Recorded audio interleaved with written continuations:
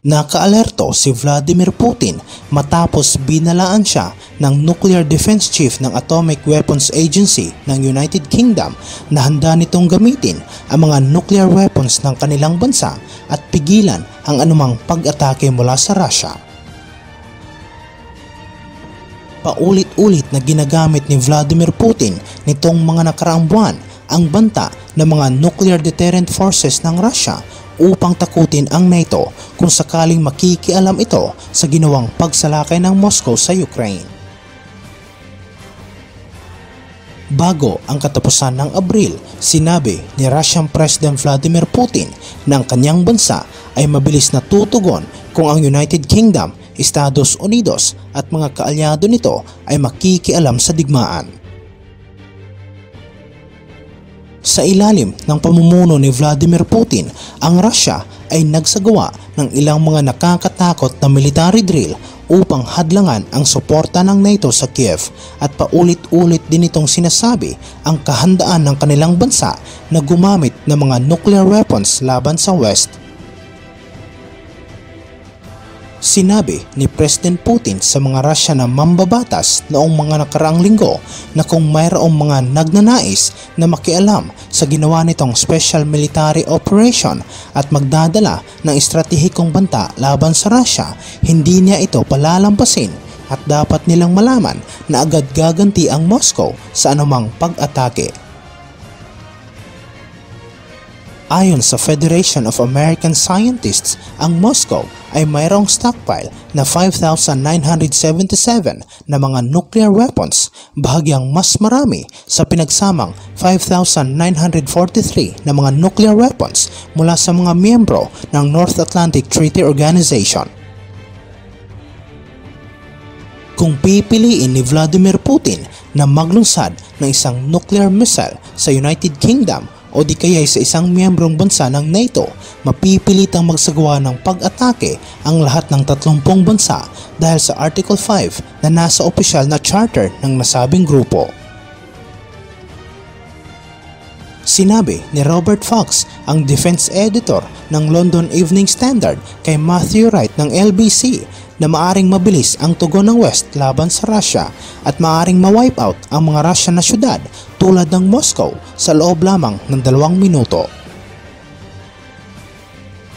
Sinabi rin ni Fox ng ginagawang nuclear blackmailing ni Vladimir Putin ay isang napakahirap na estratehiya at sa tingin niya na alam ng mga Russian generals kung ano ang magiging konsekwensya kung gagamit sila ng mga nuclear weapons. Noong mga nakaraang linggo, ang editor ng BBC para sa Russia na si Steve Rosenberg ay nag-tweet at sinabi niya na ang isang Russian state TV ay nag-broadcast ng footage na nagbabala sa United Kingdom na ang Moscow ay handang gumamit ng isang Sarmat ICBM. Ngunit binaliwala ito ng mga opisyal ng United Kingdom dahil alam umano ng Russia na mayroon silang kakayahan na pigilan ang nuclear na pag-atake ng Moscow. Samantala sa ibang aspeto naman, iniulat na nahaharap ngayon si Vladimir Putin sa isang malaking problema matapos sinuway ng mga Russian Special Forces ang utos ng Russian President na isagawa ang kanilang mga misyon sa Ukraine.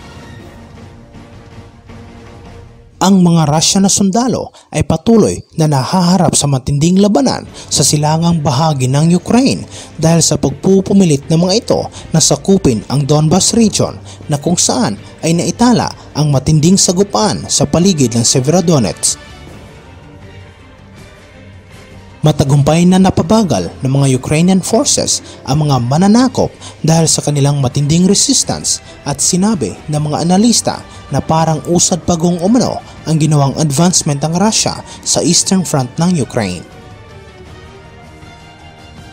Ang matinding depensa ng Ukrainian Army ay nagdulot ng maraming casualty sa panig ng mga Russians na naging dahilan naman upang mag-alsa ang maraming mga professional at highly trained na mga sundalo ng Moscow.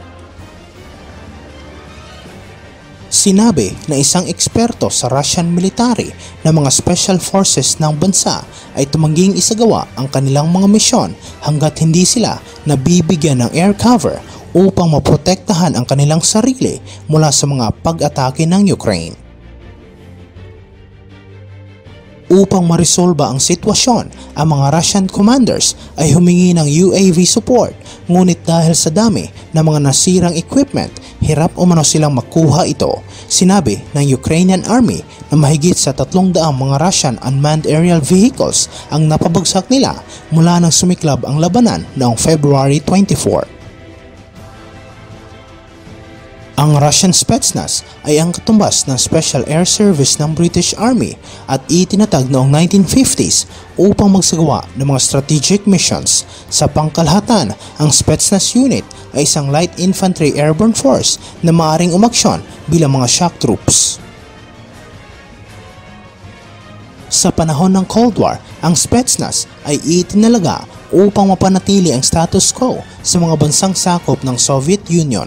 Pinangunahan ng mga Spetsnaz units ang pagsalakay sa Czechoslovakia noong 1968 at naging instrumento sa pagpigil sa kaguluhan sa Hungary noong 1956.